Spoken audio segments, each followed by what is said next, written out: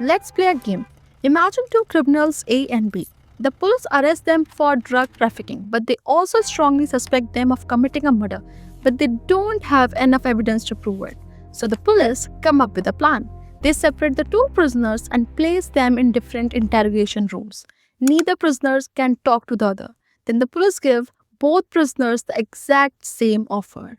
Option 1: if both of you deny committing the murder, we can only charge you for drug trafficking. The result: A gets 2 years in prison, B will also get 2 years in prison. Option 2: if you confess and your partner stays silent, you will get only 1 year because you cooperate with us, but your partner will get 10 years of jail. Option 3: if you stay silent and your partner confesses, your partner gets 1 year because he cooperate with us, but you will get 10 years of jail. Option 4: if both of you confess, both of you will get 3 years in prison. Now, before we continue, think about it for a minute. What would you choose? And more importantly, what do you think the prisoners will choose? At first glance, the answer seems obvious. If both prisoners simply stay silent, both get only 2 years. That's the best collective outcome. Nobody gets 10 years, nobody betrays anyone.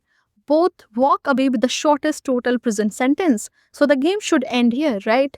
Not quite. Because the prisoners aren't deciding together, they are deciding alone, and that's where everything changes. Let's imagine you are a prisoner A. You start thinking, what if B betrays me? If you stay silent and B confesses, you will spend 10 years in prison. That's a disaster. Now, suppose you confess. If B stays silent, you get only 1 year. If B also confesses, you get 3 years. Either way, confessing protects you from the worst case scenario. Now, prisoner B is sitting in another room thinking exactly the same thing. Neither prisoner trusts the other. Neither prisoner know what the other will do. And because of that uncertainty, both prisoners end up making the same choice and they will confess. The final result is A confesses and B confesses. Both receive 3 years in prison. Think about how strange this is. The prisoners had an option where both could get only 2 years. Instead, they end up choosing an outcome where both get 3 years of jail. They make a decision that leaves both of them worse off. Why? Because each prisoner is acting in their own self-interest. Neither wants to take risk being the only person who stays silent. And this creates one of the most famous paradoxes in economics and psychology, the prisoner's dilemma. The prisoner's dilemma reveals a fascinating truth about human behavior. Sometimes what is best for the individual is not what is best for the group. For the group, cooperation is the best option. For the individual, betrayal feels safer. As a result, rational people can end up creating outcomes that nobody actually wants. This conflict between individual incentives and collective benefit is what makes the prisoner's dilemma so powerful. Now, to understand why this happens, we need to talk about something called game theory.